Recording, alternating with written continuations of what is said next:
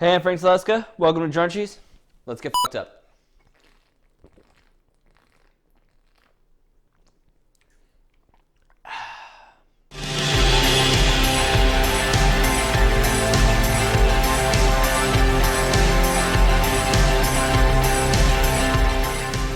So today on Drunchies, we're going to be making ramen pizza. So there are a couple things you're going to need before we get started. First off, you're going to need a large microwave-safe bowl. You're going to need some sort of tray to hold a frozen pizza. Then you're going to need said frozen pizza. Today I'll be using DiGiorno because, hey, it's not delivery, it's DiGiorno. You're going to need a pack of ramen, some shredded cheese, and I'm using some Sriracha for flavor. Additionally, make sure you have some sort of oven mitt or pot holder because I really don't want you burning the out of your hand. Before you do anything, you want to make sure your oven is preheated to the desired setting as designated on the pizza box. Today, I'll be using 400 degrees. Now while your oven is preheating, this is a great time to have a drink. Alright, so once your oven's finished preheating, you can go ahead and open up your pizza.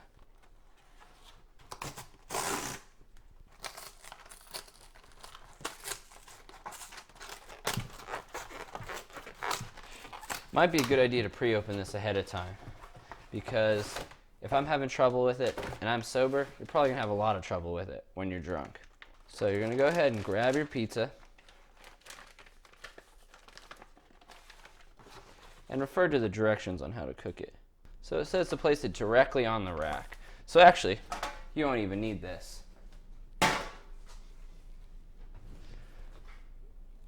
At this point, you're gonna wanna go ahead and put on your oven mitt. Grab your pizza and gingerly place it inside your oven. And close the oven. Now, according to this, we're going to be baking this pizza between 22 to 25 minutes. This is important to note because halfway through the cooking cycle, we're actually going to pull it out and do a little something with it. So while you're waiting for your pizza to cook, you can go ahead and work on your ramen. You'll need the large bowl that I referred to earlier. You're going to open your pack of ramen. You're going to empty all the contents out into the bowl. Shake it all off. And you're actually going to throw away the little scraps because you won't need them. Once you've thrown the scraps away, you're going to take your ramen and you're actually going to break it in half right down the center. Just like that. At this point, you're going to go ahead and cook it like you normally would. So, boiling 2 cups of water. I'm actually going to add 2 cups of water straight up and then put it in the microwave. It's going to cook a little bit faster this way. So at this point, you're going to go ahead and empty your powder into the water. And go ahead and place your ramen directly in the microwave. Make sure your bowl is microwave safe. You're going to cook the ramen for exactly 3 minutes.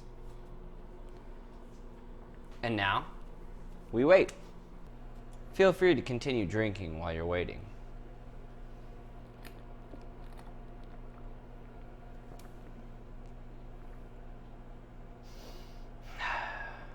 Now, your ramen's probably going to be done a lot sooner than your pizza.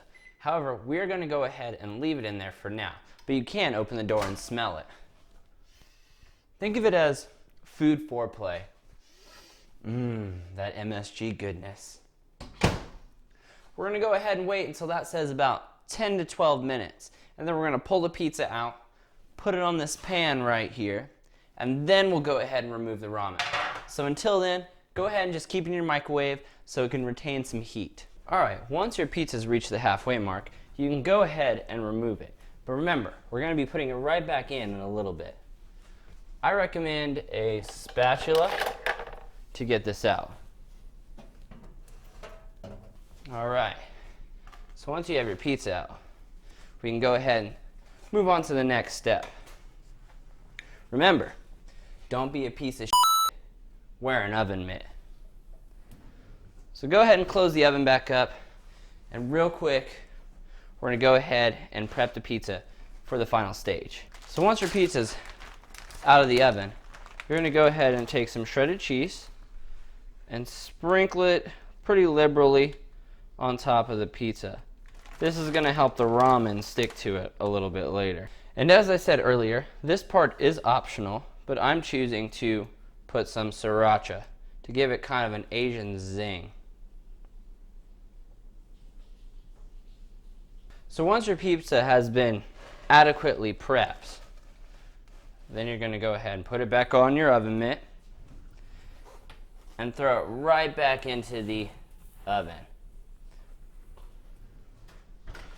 And then dust off your oven mitt accordingly. Now, because we did go ahead and take some time to do all this, we're going to add about 3 minutes onto the total cook time. At this point, you can go ahead and check your ramen. See how it's doing temperature-wise. Tastes great and still very warm. That's exactly what we want. And then we're going to wait about another 8 minutes. Now that the pizza's finished cooking, we can go ahead and take our ramen and drain it. The best way to drain the ramen, in my experience, is just to use that same spatula you've been using and then just pour out the excess water. The ramen should have been sitting a while, so it should have absorbed most of the liquid.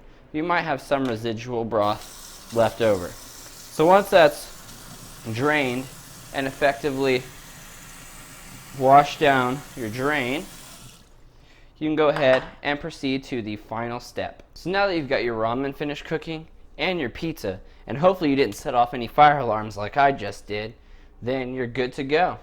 So you're going to take your ramen, you're going to pick it up, you're just going to kind of drizzle it on there just like that. It should come up in strands. Now you probably won't use all of the ramen, but the goal is definitely to cover as much of the pizza with the stuff as possible. Then, once you've adequately covered the pizza, go ahead and throw a little bit more Sriracha on there just for good measure. And boom, there you have it, ramen pizza. Thanks so much for joining me, guys. My name has been Frank Telesca, and you've been watching Drunchies on the Super Posy Show. Catch y'all later.